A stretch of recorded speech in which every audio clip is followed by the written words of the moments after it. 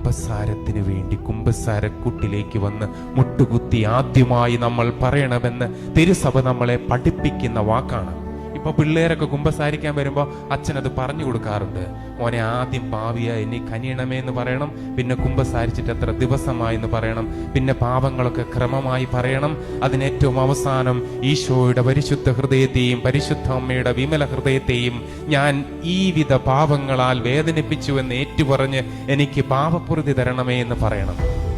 നിങ്ങളുടെ പിള്ളേര്, ചെറിയ കുട്ടികൾ കുമ്പസാരിക്കാൻ പോകുമ്പോൾ നിങ്ങൾ ഒരുക്കി വിടാറുണ്ടോ? ഇവര് കുമ്പസാരക്കൂട്ടി ഇപ്പൊ എന്താ പറയുക? അല്ലെങ്കിൽ നിങ്ങൾ എന്താ പറയുന്നേ? അച്ഛാന്നാണോ കുമ്പസാരക്കൂട്ടിരിക്കുന്നവരെ വിളിക്കാറ്? ഈശോയാണ് കുമ്പസാരക്കൂട്ടിലിരിക്കുക. പരിശുദ്ധ അമ്മ നിന്റെ പാപത്തിന്റെ കെട്ടുമായി കുമ്പസാരക്കൂട്ടിലേക്ക് വന്ന് നീ മുട്ടുകുത്തി നിൽക്കുമ്പോൾ നിന്റെ അരികിൽ, നിന്റെ ഷോൾഡറിൽ തൊട്ടുകൊണ്ട് പരിശുദ്ധ അമ്മ നിൽക്കുന്നുണ്ട്.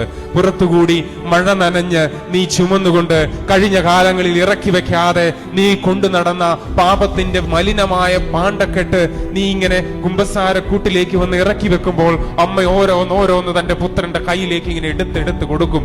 നീ പറയുന്നതിനനുസരിച്ച് നീ കള്ളക്കുമ്പസാരം നടത്തുമ്പോഴോ, കൃത്യമായി പറയാതിരിക്കുമ്പോഴോ, എന്നാലോ അവിടെ വന്ന് നീ നിന്ദാപരമായ കാര്യങ്ങളിൽ നിന്നെ തന്നെ ന്യായീകരിച്ചും എനിക്ക് ഇത്രയും നിയോഗങ്ങളാ ഉള്ളത് എന്ന് വൈദികനെ അറിയിക്കേണ്ട സ്ഥലമല്ല അത്. ഇന്ന കാരണത്താലാണ് ഇങ്ങനെ സംഭവിച്ചത് എന്ന് പറഞ്ഞ് നിങ്ങളെ ന്യായീകരിക്കേണ്ട സ്ഥലമല്ല അത്. മറ്റുള്ളവരുടെ കുറ്റങ്ങൾ പറഞ്ഞു തീർക്കേണ്ട സ്ഥലമല്ല അത്.